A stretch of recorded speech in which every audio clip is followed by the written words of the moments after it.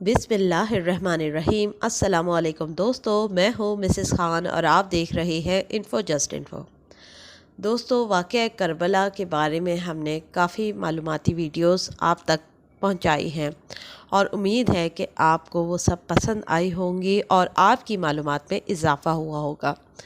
सबसे पहले तो हमने मुहर्रम की फ़जीलत, अहमियत और हज़रत इमाम हुसैन रज़ी अल्लाह ताला अन्हा की शान बयान फरमाई और उसके बाद वाक़या करबला का पस मंज़र और वाक़या करबला के तमाम हालात आप तक पहुँचाए हैं। और आज हम उन कातिलाने हुसैन रज़ी अल्लाह ताला अन्हा की इबरतनाक मौत का ज़िक्र करेंगे और आपको बताएंगे कि जो लोग आले रसूल से बुग़्ज़ व अदावत रखते हैं तो अल्लाह ताला उनको कैसे कैसे अज़ाबों में मुब्तला फ़रमाता है। इस दुनिया में भी वो अज़ाब का मज़ा चखते हैं और मरने के बाद भी हमेशा रहने वाला अज़ाब उनका मुंतज़िर होता है।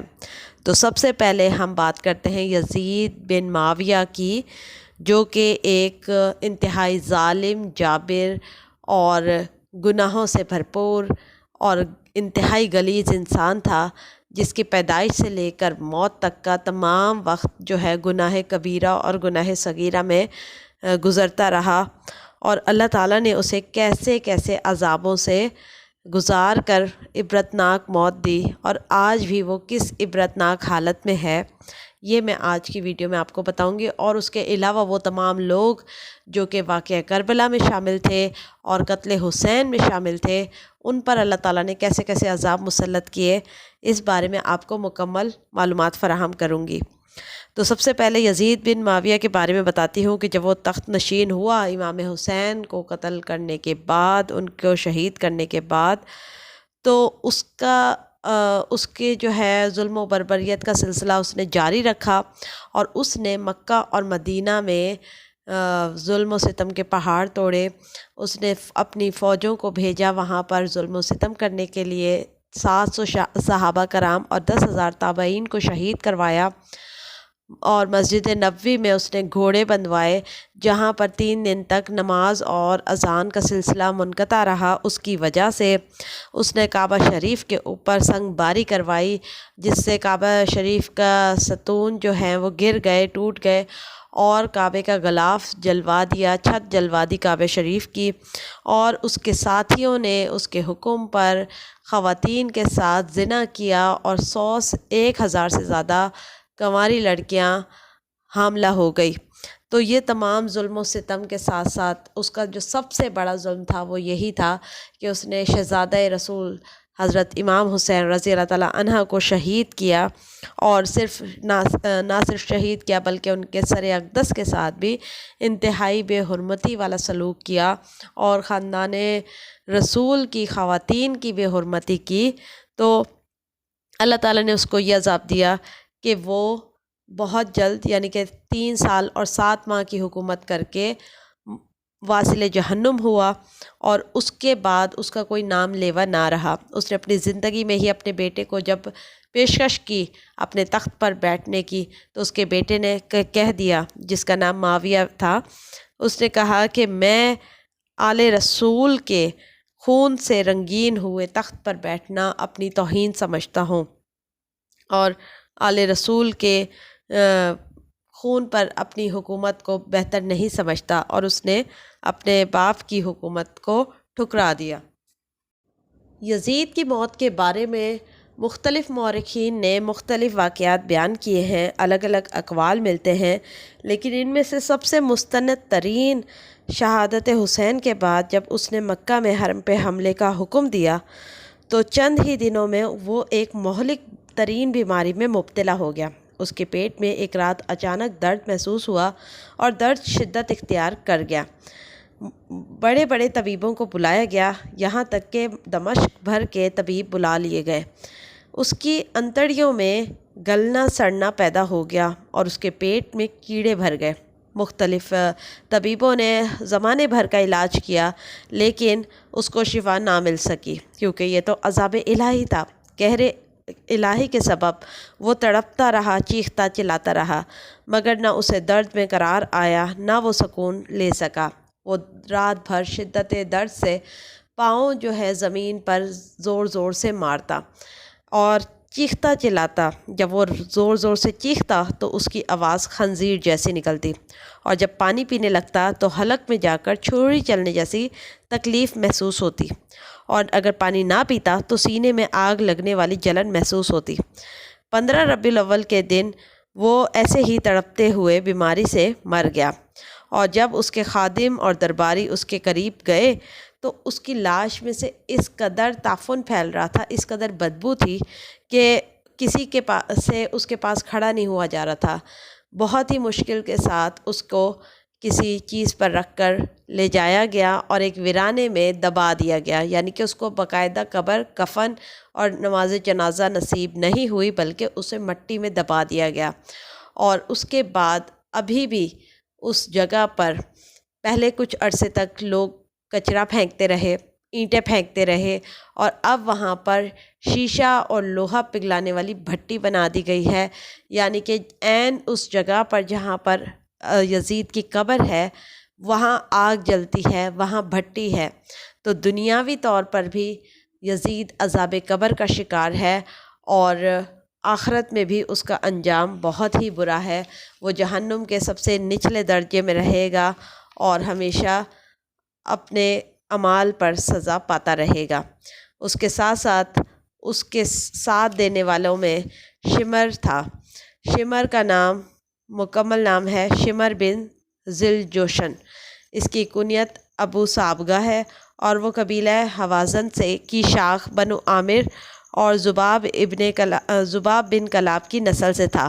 شمر کے والد کا نام شرجیل بن ایواز بن عمرو تھا، لیکن اس کو ذو الجوشن سے پکارا جاتا تھا کیونکہ وہ عربوں میں پہلا شخص تھا جس نے سب سے پہلے زرہ پہنی تھی، جو کہ اسے ایران کے بادشاہ نے دی تھی۔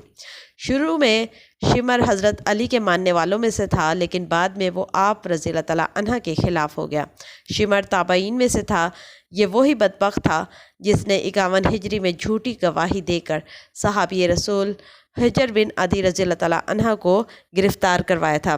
60 ہجری میں حضرت مسلم بن عقیل رضی اللہ تعالیٰ عنہ جب حضرت امام حسین رضی اللہ تعالیٰ عنہ کے سفیر بن کر کوفہ گئے تو ان کی آمد کے بعد یزید نے ابن زیاد کو کوفہ کا گورنر بنا دیا، تو ابن زیاد نے شمر کو، جو اس وقت ایک سپاہی تھا، سپہ سالار بنا دیا، اور شمر کو حضرت مسلم بن عقیل رضی اللہ تعالیٰ عنہ کے حامیوں کو منتشر کرنے کی مہم پر لگا دیا۔ شمر نے کمان ملتے ہی مسلمانوں پر فتنہ انگیزی کے بہتان باندھے اور ان کو سپاہیوں کی مدد سے خوف زدہ کیا، اور ابن زیاد کے حکم سے حضرت مسلم بن عقیل رضی اللہ تعالیٰ عنہ کو شہید کیا۔ 61 ہجری میں جب امام حسین رضی اللہ تعالیٰ عنہ کربلا پہنچے تو فوج کا سپہ سالار عمر بن سعد تھا، جو کہ خون ریزی سے بچنے اور پرامن رستہ نکالنے کے حق میں تھا۔ ادھر شمر نے ابن زیاد کو جنگ کے لیے اکسایا۔ 4000 سپاہیوں کا لشکر لے کر عمر بن سعد کے پاس شمر پہنچا اور کربلا میں سپاہیوں کا امیر مقرر ہو گیا۔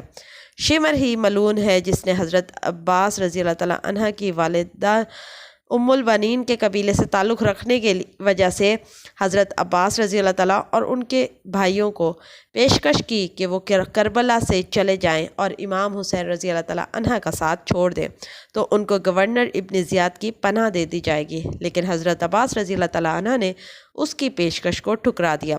یوم عاشورہ کے دن حضرت امام حسین رضی اللہ تعالیٰ عنہ نے جب اہل بیت کے فضائل بیان کیے تو شمر ہی وہ ملعون تھا جس نے آپ کی بات کاٹی۔ یہی وہ بدبخت تھا جس نے 9 محرم کی رات کو 200 سپاہیوں کے ہمراہ خیموں پر حملہ کیا۔ حضرت امام حسین رضی اللہ تعالیٰ عنہ جب میدان میں آئے تو یہی وہ خبیث تھا جس نے تیروں کی برسات کا حکم دیا، اور حضرت امام حسین رضی اللہ تعالیٰ عنہ کو شہید کرنے والا یہ شمر ہی تھا۔ اس نے ان نورانی جسموں پر گھوڑے بھی دوڑائے تھے۔ خولی بن یزید نواسے رسول صلی اللہ علیہ وسلم کا سر کاٹنے آگے بڑھا، مگر اس کا ہاتھ کانپ اٹھا تو وہ بدبخت اور ذلیل سنان بن انس آگے بڑھا اور انعام و اکرام کے لالچ میں امام حسین رضی اللہ تعالیٰ عنہ کا سر تن سے جدا کر دیا۔ امام ابن عساکر رضی اللہ تعالیٰ عنہ نے حضرت امام حسین رضی اللہ تعالیٰ عنہ سے روایت کی ہے کہ رسول اللہ صلی اللہ علیہ وسلم نے ارشاد فرمایا، گویا کہ میں ایک سفید داغوں والے کتے کو دیکھ رہا ہوں جو کہ میرے اہل بیت کے خون میں منہ مار رہا ہے۔ اسی طرح محمد بن عمرو سے روایت ہے کہ ہم نے سیدنا امام حسین کے ساتھ کربلا میں موجود وقت دیکھا جب شمر کا سینہ ننگا ہوا تو نواسۂ رسول صلی اللہ علیہ وسلم نے فرمایا کہ میرے نانا جان محمد صلی اللہ علیہ وسلم نے فرمایا تھا کہ گویا میں اس سفید داغوں والے کتے کی طرف دیکھ رہا ہوں جو میرے اہل بیت کے خون میں منہ مار رہا ہے، اور شمر برس کے داغوں والا تھا، یعنی کہ رسول اللہ نے جس کو کتا فرمایا وہ شمر ہی تھا۔ شہادتوں کے بعد شمر اور عمر بن سعد 72 شہیدان کربلا کے سر لے کر کوفہ میں ابن زیاد کے دربار میں پہنچے، جہاں سے ابن زیاد نے اس قافلے کو شمر اور اس کے ساتھیوں کے ہمراہ دربار یزید روانہ کیا۔ یزید اہل بیت کے ساتھ بدسلوکی کے بعد ان کو مدینہ روانہ کرتا ہے اور شمر کو واپس کوفہ بھیج دیتا ہے۔ 66 ہجری میں مختار ثقفی نے قیام کیا تو شمر نے ان کے خلاف ہونے کی والی جنگ میں شرکت کی، لیکن مختار ثقفی نے شمر سمیت تمام امرائے کوفہ کو شکست دی۔ انہوں نے ارادہ کیا کہ وہ کربلا میں شریک تمام یزیدیوں کو قتل کریں گے اور اہل بیت کا بدلہ لیں گے۔ شکست کے بعد شمر کوفہ سے بھاگ نکلا۔ مختار ثقفی نے اپنے ایک غلام کو فوجی دستہ دے کر اس کے تعاقب میں روانہ کیا، مگر اس ملعون نے اس غلام اور فوجی دستے کو قتل کروا دیا۔ پھر مختار ثقفی نے خود شمر کو گھیر کر قتل کیا، اس کا سر تن سے جدا کر کے منہ کالا کر کے نیزے پر لٹکایا اور پورے کوفہ میں اس کا گھمایا سر، اور اس کے دھڑ کو پہلے کھولتے ہوئے تیل میں ڈالا اور پھر کوفہ کے بازاروں میں جنگلی کتوں کے آگے ڈال دیا گیا۔ پھر شمر کا سر محمد بن حنیفہ کے پاس مدینہ بھجوایا۔ اس کے ساتھ ہی ابن زیاد کے بارے میں آپ کو بتاتی ہوں کہ ابن زیاد ملعون کا پورا نام عبید اللہ ابن زیاد بن ابیہ تھا۔ عبید اللہ کے دادا کو ابن ابیہ کہا جاتا ہے۔ ابن ابیہ کے معنی اپنے باپ کا بیٹا ہونا، یعنی عبید اللہ کے باپ کا نام ابن زیاد تھا، لیکن دادا کے نام کے بارے میں تاریخ خاموش ہے۔ اس کا حسب و نسب کچھ اچھا نہیں ہے، یعنی کہ اس کی والدہ ایک کنیز تھی، لونڈی تھی، اور اس کے بہت سے مردوں سے تعلقات تھے، اس لیے بہت سے مرد اس کے والد ہونے کے دعوے دار تھے۔ یہ ایک سخت مزاج، بے رحم، بے باک، ظالم و جابر، بد اخلاق انسان تھا۔ ابن زیاد کے مرنے کے بعد اس کے بیٹے عبید اللہ ابن زیاد کو خراسان کا والی مقرر کیا گیا، جہاں سے اسے سیاسی عروج ملا۔ ایران کے شمالی علاقوں میں فتوحات میں اس کا اہم کردار تھا۔ اس نے بخارا میں بھی فتح حاصل کی۔ 57 ہجری میں عبداللہ ابن زیاد کو بصرہ کا والی مقرر کیا گیا۔ 58 ہجری میں بصرہ میں ہونے والی بغاوتوں کا عبید اللہ ابن زیاد نے خاتمہ کر دیا اور بہت سے خوارج کو قتل کر دیا۔ 60 ہجری میں کوفہ میں منہ چھپا کر اس وقت داخل ہوا جب لوگ حضرت امام حسین رضی اللہ تعالیٰ عنہ کی آمد کے منتظر تھے۔ انتہائی شاطر اور مکار فطرت شخص تھا۔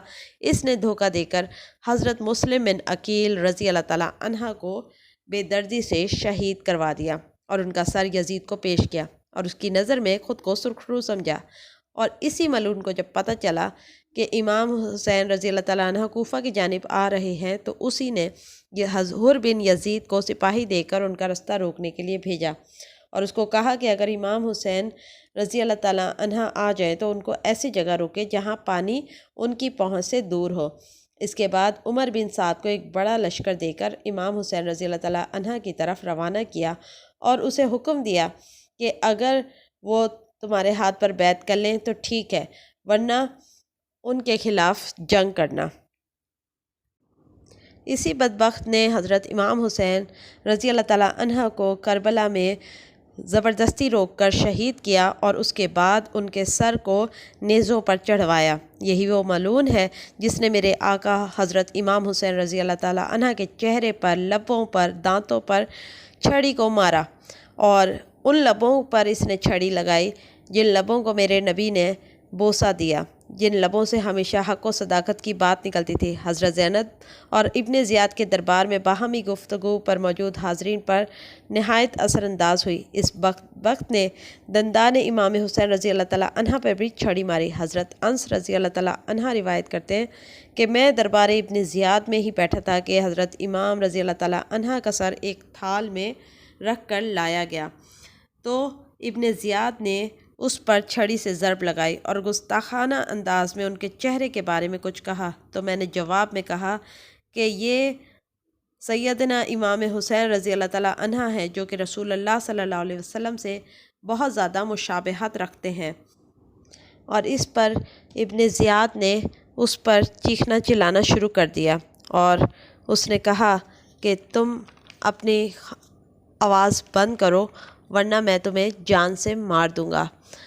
اس کے بعد واقعہ کربلا کے 3 سال بعد جب یزید کی موت بھی ہو گئی تو ابن زیاد نے مختلف مارکے کیے، یہاں تک کہ اس نے مختار عاملین کے تابع موصل پر حملہ کیا۔ مختار کے طرفدار نے مختار بن ثقفی کو اس حملے سے آگاہ کر دیا۔ مختار نے اپنی فوج بھیجی جس نے ابن زیاد کی فوج کو شکست دی۔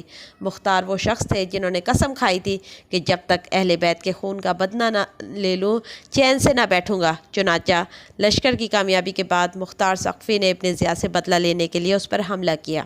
مختار نے ابن زیاد کے مقابلے کے لیے ابراہیم بن مالک اشرقی کو بھیجا۔ چنانچہ دریائے خازر کے ساحل کے نزدیک عراقی اور شامی فوجوں کی بہت بڑی جنگ ہوئی، جس میں محرم 67 ہجری کو ابن زیاد کو شکست ہوئی اور وہ مارا گیا۔ ابن زیاد اور اس کے ساتھیوں کے سر کاٹ کر مختار کے پاس بھیجے گئے، جن کو عبرت حاصل کرنے کے لیے ایک مسجد میں ایک قطار میں رکھا گیا۔ ابن زیاد کے سر کے ساتھ ایک عبرتناک واقعہ پیش آیا جس میں بہت سے اہل بیت کے دشمن بھی کانپ اٹھے۔ حضرت عمار بن عمیر تابعی فرماتے ہیں کہ جب مختار کی فوج کی جانب سے جنگ کے بعد ابن زیاد اور اس کے ساتھیوں کے سر کاٹ کر لائے گئے تو ان کو مسجد میں ایک قطار کی صورت میں رکھا گیا تاکہ لوگ عبرت حاصل کریں۔ جب میں مسجد میں پہنچا تو لوگ کسی خوفناک شے کو دیکھ کر کہہ رہے تھے وہ آیا وہ آیا۔ اچانک میں نے دیکھا کہ ایک سانپ جو سروں کے درمیان سے گزرتا ہوا آیا ہے وہ ابن زیاد کے نتنوں میں گھس گیا۔ تھوڑی دیر اس کے سر میں رکا اور پھر منہ سے نکل کر غائب ہو گیا۔ تھوڑی دیر بعد پھر شور ہوا کہ وہ آیا وہ آیا۔ حضرت عمار تابعی فرماتے ہیں اسی طرح سانپ نے 3 مرتبہ یہ عمل دہرایا۔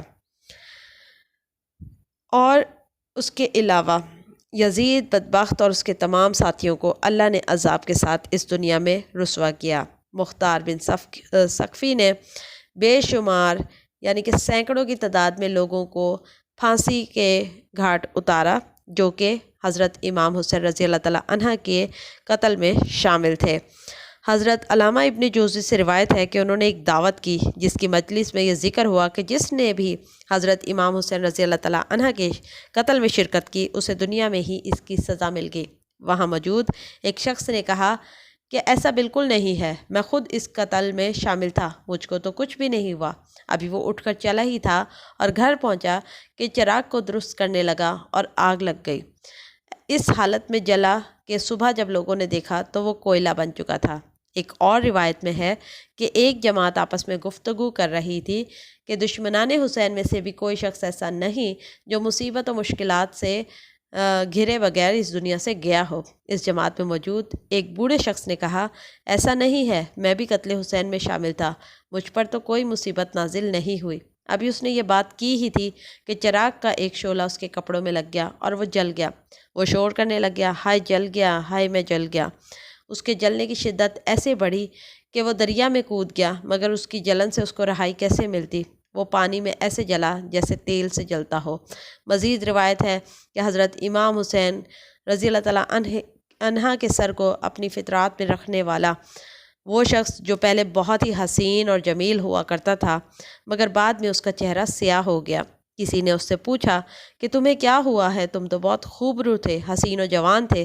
اس نے کہا کہ جس دن سے قتل حسین میں شامل ہوا اور ان کے سر کو اپنے فطرات میں ڈالا اس دن سے ہی 2 شخص روزانہ میرے پاس آتے ہیں، مجھے بازوؤں سے کھینچ کر آگ کے پاس لے جاتے ہیں اور آگ کے قریب الٹا لٹکا دیتے ہیں اور پھر وہ اسی طرح مجھے واپس چھوڑ جاتے ہیں۔ اس وجہ سے میرا چہرہ سیاہ ہو گیا ہے۔ یہ شخص اپنی موت تک اسی حالت میں رہا۔ واقعی سے منقول ہے کہ ایک بوڑھا شخص نابینا ہو گیا۔ اس سے جب اس کے نابینا ہونے کا سبب پوچھا گیا تو کہنے لگا کہ میں نے خواب میں آپ صلی اللہ علیہ وسلم کو دیکھا۔ آپ صلی اللہ علیہ وسلم نے آستین بازوؤں تک چڑھا رکھی تھی اور ہاتھ میں ننگی تلوار لیے رکھی تھی۔ آپ کے روبرو 10 قاتلان حسین رضی اللہ تعالیٰ عنہ کے سروں سے ایک فرش بچھایا گیا تھا۔ آپ صلی اللہ علیہ وسلم نے مجھے دیکھا تو آپ نے مجھ سے نفرین کی اور میری آنکھوں میں خون آلود سلائی پھیر دی گئی، جس کے بعد میں اندھا ہو گیا۔ کہتے ہیں کہ شام میں ایک ایسا شخص بھی تھا جو کہ قتل حسین میں شامل تھا۔ اس کی داڑھی خنزیر کی دم کی طرح بن گئی تھی اور وہ لوگوں کے لیے نشان عبرت بن گیا تھا۔ جس شخص نے حضرت عبداللہ علی اصغر کے حلقوم پر تیر چلایا تھا، ایسے مرض میں مبتلا ہوا کہ اس کے سینے میں حرارت اور گرمی اور پشت میں سردی محسوس ہوتی تھی۔ اس کے سامنے سے لوگ اس کو پنکھے سے ہوا جھلتے تھے اور پشت پر آگ روشن کرتے تھے۔ نہ سینے کی آتش بجھتی تھی، نہ پشت کی ٹھنڈک کم ہوتی تھی۔ پیاس کی شدت اسے اس قدر تھی کہ مٹکوں کے مٹکے پانی پی لیا کرتا تھا، مگر ہائے پیاس کرتے کرتے پانی پیتا رہتا اور یہاں تک کہ اس کا پیٹ پانی سے بھر گیا اور پھٹ کر وہ مر گیا اور واصل جہنم ہوا۔ یہ تمام حالات ایسے ہیں جو کہ ان لوگوں کے ساتھ پیش آئے جو کہ دشمنان اہل بیت تھے، قاتلان اہل بیت تھے۔ اللہ تعالیٰ نے دنیا میں ان کو نشان عبرت بنایا اور ابھی بھی وہ عذاب قبر اور عذاب نار جھیل رہے ہیں اور قیامت تک انشاءاللہ وہ ایسے ہی عذاب میں مبتلا رہیں گے۔ اللہ تعالیٰ سے امید ہے کہ ہم اس کے بتائے ہوئے راستے پر صحیح طریقے سے چل سکیں، اور اللہ تعالیٰ سے دعا کرتے ہیں کہ وہ ہمیں اہل بیت کی محبت اور ان کی تعلیمات کے مطابق زندگی گزارنے کی توفیق عطا فرمائے۔ بے شک اللہ پاک بہترین حساب کرنے والا ہے۔ یہی وہ لوگ تھے جن کا انجام اس دنیا میں بھیانک ہوا اور آخرت بھی ان کی بدترین ہوگی اور عذاب ان کا مقدر ہے۔ لیکن اللہ تعالیٰ ہمیں ایسے لوگوں کے شر سے اور ایسے لوگوں کے ساتھ سے اور ایسے لوگوں کے ظلم و ستم سے بچائے۔ آل رسول کی محبت ہمارے دلوں میں ہمیشہ قائم و دائم رہے۔ اللہ تعالیٰ سے یہی دعا ہے کہ ہمارے گھر کا بچہ بچہ اہل بیت کی محبت میں اور ان کے عشق میں دن رات گم رہے اور ان کے نقش قدم پر چلنے کی پوری کوشش کریں۔ نبی پاک صلی اللہ علیہ وسلم کا دیدار اور ان کی شفاعت ہم سب کو نصیب ہو۔ ویڈیو پسند آئی ہو تو لائک اور شیئر کیجیے، اپنی دعا میں ہمیں یاد رکھیے۔ اگلی ویڈیو تک کے لیے اللہ حافظ۔